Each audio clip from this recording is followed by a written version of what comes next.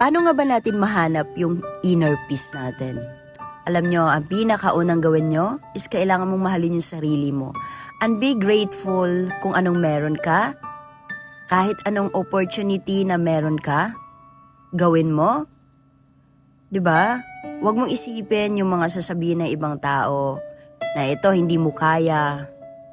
Kasi ikaw talaga sa sarili mo ang may alam kung kaya mo ba yang gawin. 'Di ba? So, syempre, mahanap mo yung inner peace mo, lalong-lalo na sa mga taong nakapaligid sa'yo, na nagsuporta, laging andyan para sa'yo. Diba? Kahit yung iba, maririnig mo yung mga negative na sinasabi nila sa'yo, pero mas lamang pa rin yung mga sumusuporta. Yung laging andyan para sa'yo. Kaya kung ikaw, nahihirapan ka mang hanapin ang inner peace mo, simulan mo sa sarili mo.